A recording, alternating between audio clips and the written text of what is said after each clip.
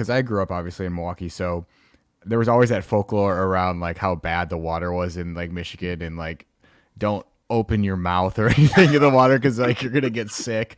Um, is that like a reality, or was that a reality at the time and now it's getting better and better, or what's the situation there? Yeah, I mean, again, maybe a little bit longer answer than what you're aiming for, but No, go ahead. the back in the day, like the late 1800s, early 1900s, before we had a modern sewage infrastructure in Hmm. Milwaukee or anywhere, right? You were just dumping everything Yeah, into rivers, yeah.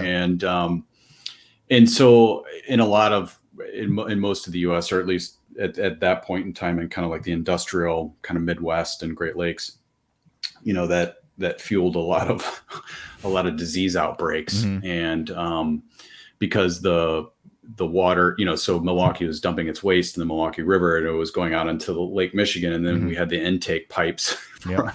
for the drinking water, where the outfall was from, Yeah. where all this raw sewage and stuff is. So that really spurred, and this happened nationally and internationally, the first kind of wave of public infrastructure and sewage systems. Hmm. And the Milwaukee Metropolitan Sewage District, this is back in the 20s, when they built the Jones Island facility, Hmm. they reused all the waste essentially and turned it into malorganite, which they still do to this day, which is Mm. an organic fertilizer, which you can Oh, buy in Home Depot. wow. Yeah, and so they started doing that back in the 1920s, the first utility in the U.S., and obviously still continue to do that to this day. So there's a whole wave of things got cleaned up considerably, Hmm. certainly not to modern standards. And then you kind of had some backsliding in the 60s and 70s, and you had the Clean Water Act that was passed. And then again, a real considerable increase in quality again, driven by that bit of legislation. And in Milwaukee, kind of the issue was the city had almost literally turned their back to like the rivers. And Mm. so like this is before the river walk, and so if you look at old photos of like the Milwaukee River or whatever, the buildings, it's just a straight shot down into the river. There's Mm. no balconies back there, there's certainly no river walk. And it was just sort of like, you just turn, it's just something that we used as a as a dump, Yeah. for like Yeah. 100 years, Yeah. even though it had been cleaned up pretty significantly.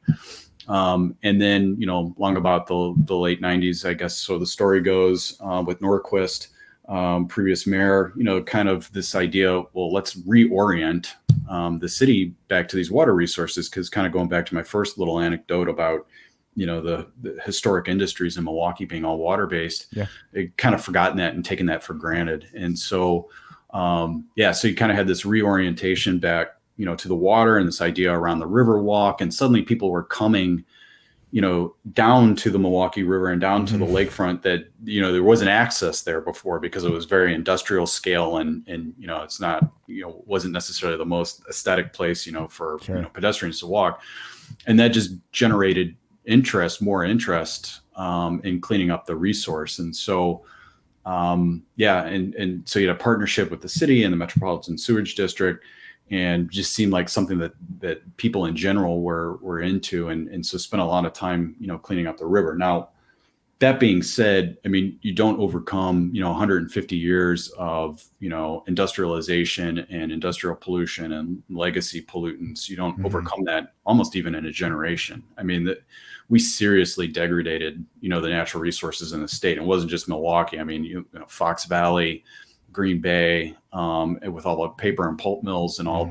the, kind of discharge coming Yeah. from that, and, going into rivers. So, I mean, this is a common problem in the state, and nationally, and certainly again in the Great Lakes, because of how industrial we were. Sure. Um, so we've come a really long way. There was a cryptosporidium outbreak in the 90s in our drinking water, which ended up killing people in Milwaukee, and so that really spurred the waterworks, the drinking water utility, to go above and beyond in terms of how they were cleaning and treating water.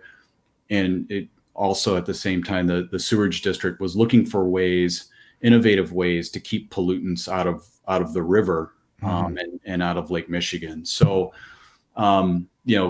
just like me personally, like to this day, I still do some fishing in the Milwaukee and the Menominee, especially like when the salmon and steelhead trout make Mhm. their runs in the spring and the fall. Take my kids down, to, the Bradford Beach, and swim in the lake.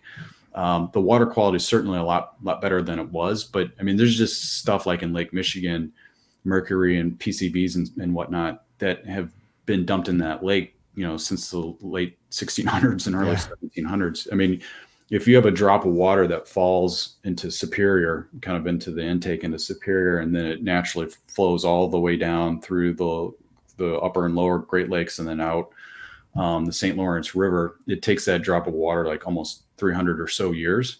Wow.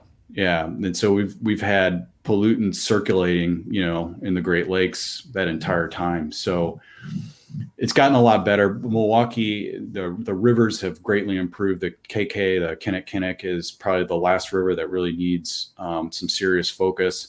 The Metropolitan Sewerage District has been renaturalizing the upper reaches of the Menominee River so that steelhead and trout can, go further upstream and spawn. I mean, it's a really great story.